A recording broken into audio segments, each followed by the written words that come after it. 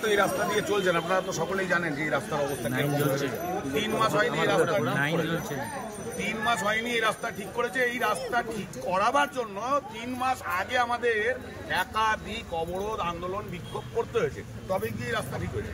সরকারটা কি এই জন্য এসছে নাকি যে বারবার আমরা রাস্তায় নামবো আর চিৎকার করবো 2 মাস 3 মাস অন্তর অন্তর, তারপরে গিয়ে রাস্তার সারানো হবে, সংস্কার হবে।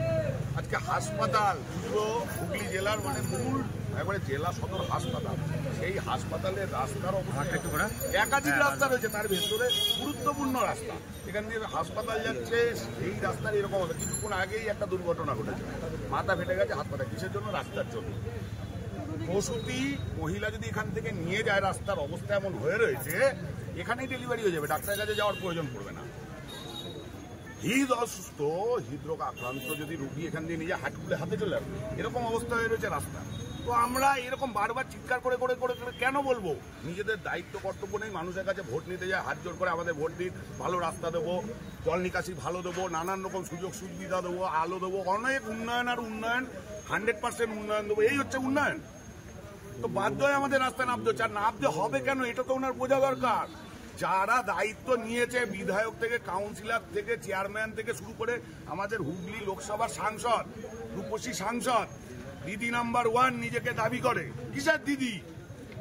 কিসের দিদি? রাস্তার যদি এরকম অবস্থা হয়ে থাকে, কিসের দিদি, কিসের বিধায়ক? নিজেদের মধ্যে গোষ্ঠী কোন্দলে ব্যস্ত, এখানে রাস্তাঘাটে এই অবস্থা হয়ে রয়েছে।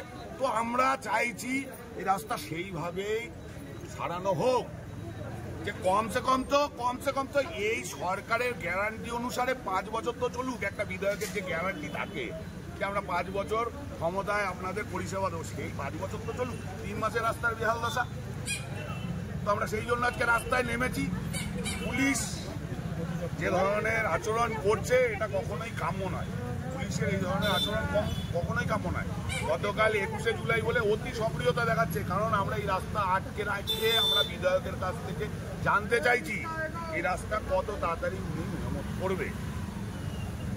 কিন্তু পুলিশ যেভাবে আমাদের উপর অত্যাচার করছে, আগামী দিন আমাদের মনে হচ্ছে বিধায়কের বাড়ির সামনে গিয়ে আমাদের বসতে হবে, চেয়ারম্যানের বাড়ির সামনে গিয়ে বসতে হবে, পরিযায়ী সাংসদের অফিসের সামনে গিয়ে বসতে হবে আমাদের। সুতরাং এই রাস্তা যদি আগামী কয়েকদিনের মধ্যে একবারে মিনিমাম সময়ের মধ্যে এই রাস্তা যদি ঠিক না হয়েছে, তাহলে আমরা এই পথ অবলম্বন করতে বাধ্য হব।